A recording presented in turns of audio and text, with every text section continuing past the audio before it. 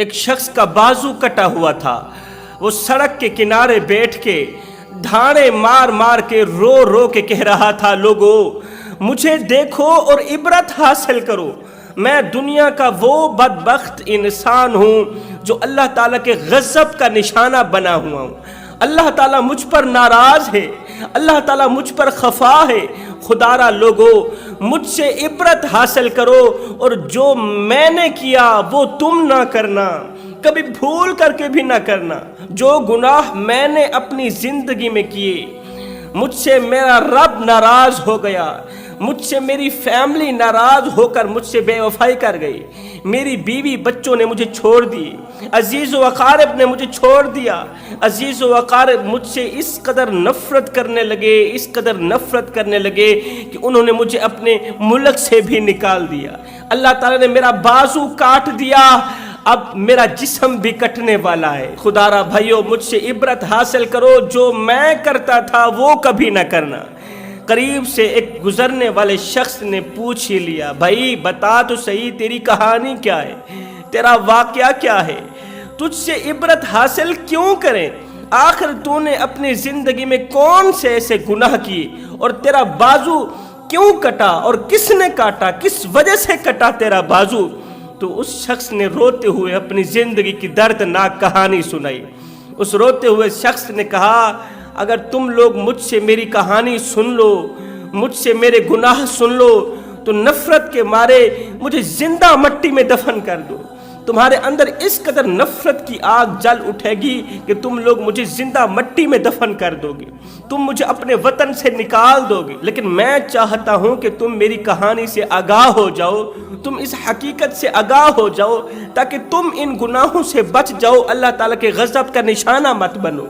تو اس شخص نے کہا، جلدی بتا تیری کون سی کہانی ہے، تیرا کون سا واقعہ ہے؟ جوانو یہ کہانی اتنی دردناک ہے کہ اگر کوئی پتھر دل بھی سنے تو اس کا دل موم ہو جائے، اگر کوئی کافر بھی سنے تو اس کو بھی رحم آ جائے۔ یہ شخص رو کر کہنے لگا، بھائیو میں فلاں ملک کے ظالم بادشاہ کا ظالم وزیر تھا، وہ ظالم بادشاہ بڑا ہی سرکش تھا، وہ مظلوموں پر ظلم کرتا تھا، غریبوں پر ظلم کرتا تھا، بے رحم تھا، اس کو کسی پر ترس نہیں آتا تھا، اور میں ظلم کرنے میں اس کا بھرپور ساتھ دیا کرتا تھا۔ میں بھی جب کسی پر ظلم کرتا تھا تو بادشاہ مجھ پر اس قدر خوش ہوتا تھا کہ بادشاہ مجھے بڑے ہی انعام و اکرام سے نوازتا تھا۔ انعام و اکرام وصول کرنے کے بعد میں بڑا ہی خوش ہوتا تھا اور خود پر فخر محسوس کرتا تھا کہ میں بادشاہ کا خاص وزیر ہوں، میں بادشاہ کا پسندیدہ وزیر ہوں۔ لیکن میں نالائق یہ بھول گیا کہ اللہ تعالیٰ تمام بادشاہوں سے بڑھ کر طاقتور ہے۔ میں پیسوں کی لالچ میں آ کر بڑے شوق سے لوگوں پر ظلم کرتا تھا، مگر یہ بھول گیا کہ لوگوں کا جو خدا ہے وہ بہت بڑا طاقتور ہے۔ میں ان انعام و اکرام کی لالچ میں آ کر اپنے رب کو بھول گیا، رب کی طاقت کو بھول گیا، اللہ کے عذاب کو بھول گیا، اللہ کی ناراضگی کو بھول گیا، اللہ کے غضب کو بھول گیا۔ ایک دن کا واقعہ ہے کہ شاہی محل کی تعمیرات کا کام شروع ہو رہا تھا، تو بادشاہ کی طرف سے حکم آیا، بادشاہ کی طرف سے آرڈر آیا۔ بادشاہ نے کہا، وزیر شاہی تعمیرات کا کام شروع ہو گیا ہے، میں چاہتا ہوں کہ کوئی بھی مزدور شاہی محل میں کام نہ کرے۔ میرے ملک کے اندر جتنے بھی حاملہ عورتیں ہیں نا، جتنی بھی حاملہ عورتیں ہیں نا، جن کے پیٹ کے اندر بچے جنم لے رہے ہیں، جتنی بھی حاملہ عورتیں ہیں، ان تمام حاملہ عورتوں کو اکٹھا کیا جائے، انہی کے سر پر گارا اور مٹی اٹھایا جائے، حاملہ عورتوں کے سروں سے گارا مٹی اٹھا کر مستریوں کو دیا جائے، تاکہ شاہی محل کی تعمیرات کا کام جاری ہو سکے، شاہی محل اپنی منزل کو پہنچ سکے۔ میں نے پورے ملک سے حاملہ عورتوں کی تلاش جاری کر دی، حاملہ عورتوں کی تلاش میں نکلا۔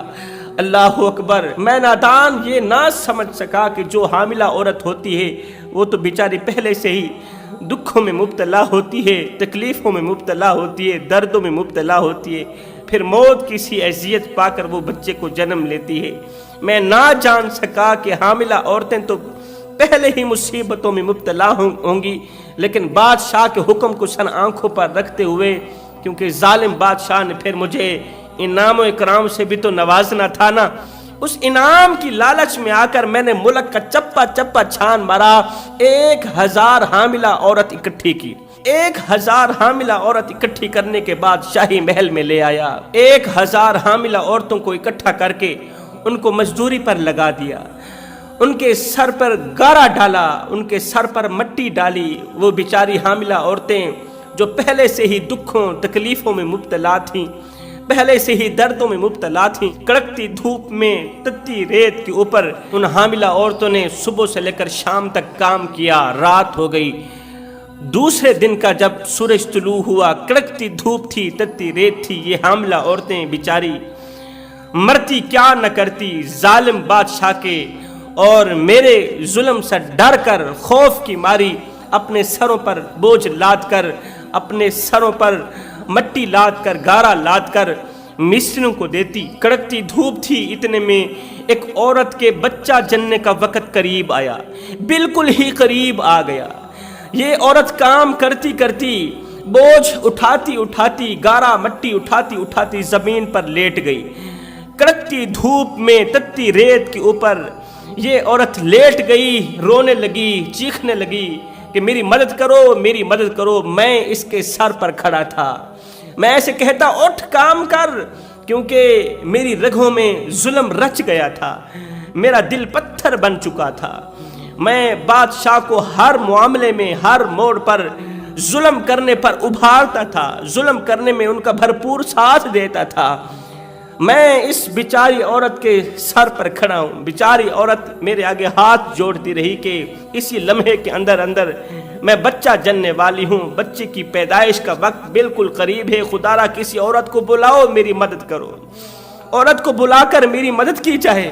اللہ اکبر، میں بجائے اس کی مدد کرنے کے اسے اپنا پاؤں مار کے کہتا دفعو، اٹھو کام کرو، اٹھو کام کرو۔ میں اسے دھمکی لگاتا اگر کام نہیں کرو گی تو میں بادشاہ کو کہہ دوں گا، بادشاہ تیرے سر تن سے جدا کر دے گا، تو میری نافرمانی مت کر۔ لیکن وہ بیچاری زمین پر لیٹی ہوئی میرے آگے ہاتھ جوڑتی رہی، میرے آگے فریادیں کرتی رہی کہ مجھے تھوڑی سی مہلت دے دو، مجھے تھوڑا سا وقت دے دو، تھوڑا سا ٹائم دے دو، میں بچہ جن لوں، اس کے بعد جو تم کہو گے میں کروں گی۔ لیکن میں کہتا نہیں، اٹھو ابھی اسی وقت کام کرو، یہ تیرے بہانے کا وقت نہیں ہے، زمین پر لیٹنے کا وقت نہیں ہے، وقت ضائع مت کرو، نہیں تو میں تمہیں جان سے مار دوں گا۔ وہ بیچاری عورت میرے قدموں پر بیٹھ کے مجھ سے بھیک مانگنے لگی، خیرات مانگنے لگی کہ کسی عورت کو میرے پاس بلاؤ، میری مدد کرے، مجھے تھوڑا سا وقت مہلت دے دو، میں بچہ جننے کے بعد کام شروع کر دوں گی۔ ہائے لوگو، مجھے ذرا بھی رحم نہ آیا کیونکہ میرا دل پتھر بن چکا تھا۔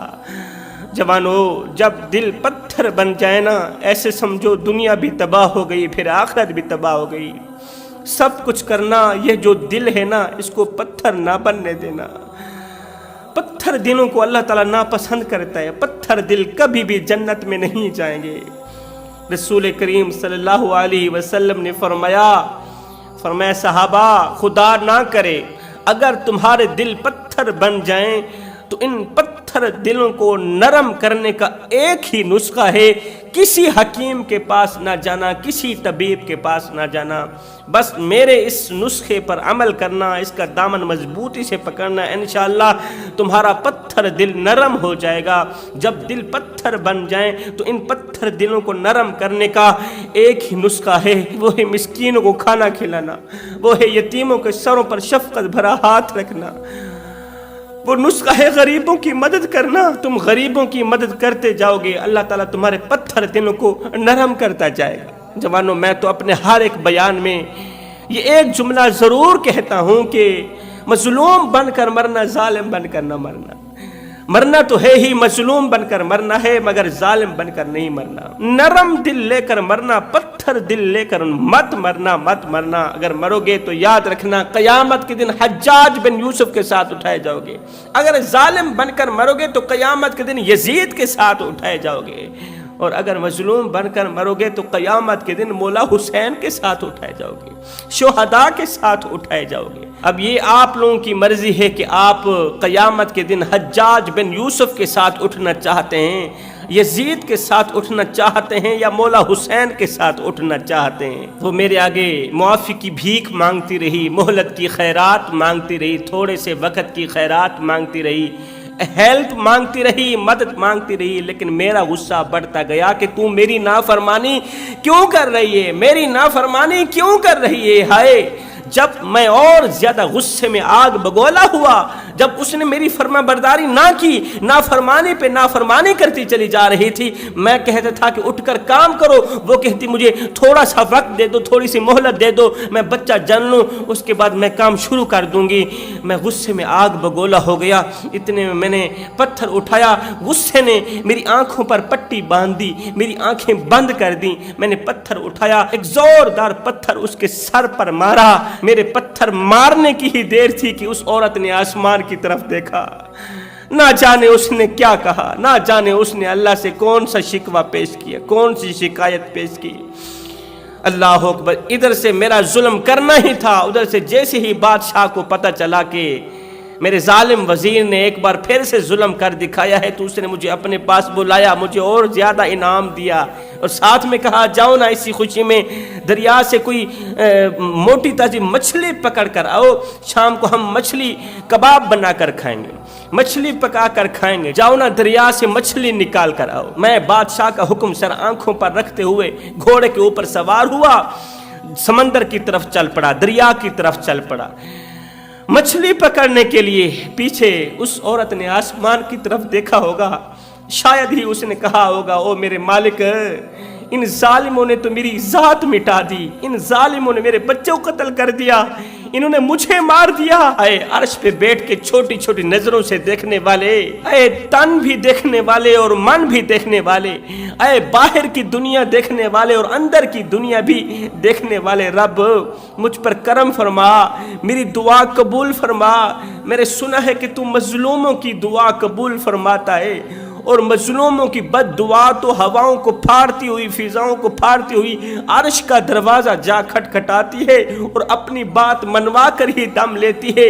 اور میرے کریم رب، آج میری دعا بھی قبول کر لے، جس طرح انہوں نے میری ذات مٹائی اسی طرح تو ان کو مٹا، جس طرح انہوں نے میرا بچہ ختم کیا، میرا بچہ مارا، اسی طرح تو بادشاہ کی ساری نسل مٹا دے، سارا خاندان ختم کر دے۔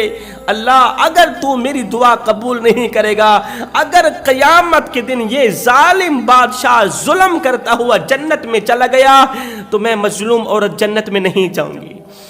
اللہ، تو میری دعا قبول فرمانا۔ او رات کو دن میں بدلنے والے رب، جو خدا رات کو درختوں کی ٹہنیوں پر بیٹھے پرندوں کو نیند میں گرنے نہیں دیتا، وہ خدا اس مظلومہ کو بے یار و مددگار کیسے چھوڑ سکتا ہے؟ اللہ تعالیٰ نے فوراً ہی اس مظلومہ کی دعا کو قبولیت کا شرف عطا کیا۔ اللہ تعالیٰ نے فرشتوں کو کہا، فرشتے کیا کر رہا ہے؟ مولا، فرشتہ تو تیری تسبیح بیان کر رہا ہے۔ اللہ نے فرمایا جا ابھی اور اسی وقت ظالم بادشاہ اور اس کے تمام ظالم وزیر محل کے اندر جمع ہیں، جا کے بادشاہ کے محل کو اپنا ذرا پر مارنا، بادشاہ کو تباہ و برباد کر کے رکھ دے، بادشاہ اور اس کے خوبصورت محل کو مٹی کے ساتھ مٹی کر دے، ملبہ کر دے۔ اللہ کا حکم سنتے ہی فرشتہ آسمان سے زمین پر اترا۔ ابھی اس مظلوم کی دعا پوری نہیں ہوئی تھی، ابھی اس مظلومہ نے اپنی دعا ختم نہیں کی تھی کہ مظلومہ نے اپنی آنکھوں سے بادشاہ کے گھر کو تباہ ہوتے دیکھا، اپنی آنکھوں سے بادشاہ اور اس کے تمام وزیروں کو بھیانک انجام سے مرتے دیکھا۔ اس مظلومہ نے اپنی آنکھوں سے بادشاہ کا ستیہ ناش ہوتے دیکھا۔ فرشتے نے جیسے ہی شاہی محل کو اپنا پر مارا تو بادشاہ اور اس کے تمام وزیر مشیر، بادشاہ کا اقتدار، بادشاہ کا ظلم، بادشاہ کا دبدبہ، بادشاہ کی وحشت، اس کی دہشت، اس کا جاہ و جلال خاک میں مل گیا، اس کا نام و نشان مٹ گیا۔ ایک مظلومہ کی بد دعا نے بادشاہ کا ستیہ ناش کر دیا، ایک مظلومہ کی بد دعا نے بادشاہ کا بیڑا غرق کر دیا۔ جوانو، کہتے ہیں کہ نبی کی دعا اتنی جلدی قبول نہیں ہوتی جتنی جلدی مظلوم کی بد دعا قبول ہوتی۔ اس لیے میں کہتا ہوں مظلوم کی بد دعا سے ڈرا کرو۔ مظلوم کی بد دعا ہواؤں کو پھاڑتی ہوئی، فضاؤں کو پھاڑتی ہوئی، پہلا آسمان چیر کر، دوسرا آسمان چیر کر، ساتوں آسمان چیرتی ہوئی عرش کا دروازہ جا کھٹکھٹاتی ہے اور اپنی بات منوا کر ہی دم لیتی ہے۔ اس ظالم بادشاہ پر اللہ تعالیٰ کا کچھ اس طرح کا عذاب برسا، اس طرح کا عذاب برسا کہ ان حاملہ عورتوں کے علاوہ جتنے وزیر مشیر تھے سب کے سب مٹی تلے دب کے رہ گئے، سب کے سب اللہ کے عذاب میں مبتلا ہو گئے۔ جیسا کرو گے ویسا بھرو گے، اس لیے کہ اللہ کا ترازو صرف انصاف ہی تولتا ہے۔ اب یہ رونے والا شخص اپنی کہانی سناتے ہوئے کہتا ہے کہ میں تو شاہی محل سے نکل کر دریا کی طرف چل پڑا، دریا کے قریب گیا، دیکھا ایک مچھیرا مچھلیاں پکڑ رہا ہے۔ اس نے کافی مچھلیاں پکڑ رکھی تھیں، تو ان مچھلیوں میں سے ایک موٹی تازی خوبصورت مچھلی تھی۔ میں نے اس مچھیرے کو کہا کہ یہ مچھلی مجھے دے دو، اس نے کہا میں نے نہیں دینا، میں اس موٹی تازی مچھلی کو بیچ کر اپنے بھوکے اور پیاسے بچوں کے لیے روزی روٹی کا بندوبست کر کے جاؤں گا۔ میں کہنے لگا تجھے پتہ نہیں ہے میں کس کا وزیر ہوں؟ میں ظالم بادشاہ کا وزیر ہوں، میں ظلم بھی کرتا ہوں، میرے ظلم سے تو بڑے بڑے وزیر کانپ جاتے ہیں، بڑے بڑے وزیر ڈرتے ہیں، تو میرے سامنے کیا ہے؟ خاموش ہو کے چپ کر کے یہ مچھلی مجھے دے دے۔ اس نے کہا تو جتنا بڑا ظالم ہے نا، اور میرا جو رب ہے، میرا جو بادشاہ ہے نا، تجھ سے کہیں زیادہ قہار بھی ہے اور جبار بھی ہے، تو اس کے سامنے کچھ بھی نہیں ہے، اور جب وہ حساب لیتا ہے اگلی پچھلی برابر کر لیتا ہے۔ اللہ اکبر۔ جب اس غریب نے کہا نا کہ یہ موٹی تازی مچھلی بیچ کر میں اپنے بھوکے بچوں کے لیے روزی روٹی کا بندوبست کر کے جاؤں گا، تو اس کی یہ بات مجھے اچھی نہ لگی، میں نے 2-4 تھپڑ بھی اسے رسید کر دیے۔ اللہ اکبر۔ اسے مارا پیٹا، اس سے وہ مچھلی چھین کر گھوڑے پر سوار ہو کر میں روانہ ہو گیا۔ اللہ اکبر۔ ایک ہاتھ سے مچھلی پکڑی ہوئی تھی، مچھلی پکڑ کر گھوڑے پہ بیٹھ کے دوڑتا ہوا گھوڑا جا رہا تھا، میں گھوڑے پر سوار تھا، اتنے میں مچھلی نے میرے انگوٹھے پر زخم کر دیا، میرے انگوٹھے پر اپنا دانت مار دیا، میرے انگوٹھے کو کاٹ دیا، انگوٹھے کو مچھلی نے کاٹ دیا۔ مجھے تھوڑا تھوڑا درد محسوس ہونے لگا کہ مچھلی نے میرے انگوٹھے کو کاٹ دیا ہے۔ خیر میں بھاگتا رہا کیونکہ بادشاہ کا حکم تھا۔ جب میں محل کے قریب گیا تو محل کا ستیہ ناش ہوتے ہوئے میں نے دیکھا، جب محل کو تباہ و برباد ہوتے ہوئے میں نے دیکھا، لوگ محل کو تباہ و برباد ہوتا دیکھ کر اللہ کا شکر کر رہے تھے۔ اللہ تیرے لاکھ لاکھ شکر ہے کہ تو نے بادشاہ کو ختم کر دیا، ہمیں بادشاہ کے ظلم سے بچا لیا، ظالم کے ظلم سے بچا لیا۔ وہ حاملہ عورتیں اللہ تعالیٰ کا لاکھ لاکھ شکر ادا کر رہی تھیں۔ میرے ہاتھوں سے وہ مچھلی گر گئی۔ جب میں اپنے گھر پہنچا تو میری بیوی نے میرے اوپر لعنت کی، کہا کہ تیرے اوپر ایک بار نہیں 1000 بار لعنت ہو۔ وہ حاملہ عورت تجھ سے معافی کی بھیک مانگتی رہی، خیرات مانگتی رہی، لیکن تجھے ذرا بھی رحم نہ آیا۔ لیکن میں تیرے جیسے ظالم کتے کے ساتھ زندگی گزارنا پسند نہیں کرتی، میں گوارا نہیں کرتی، لہٰذا تجھے چھوڑ کے میں اپنے بچوں کو لے کر اپنے میکے جا رہی ہوں۔ کہتا ہے میرے بچے بھی مجھے چھوڑ کے چلے گئے، میری بیوی بھی مجھے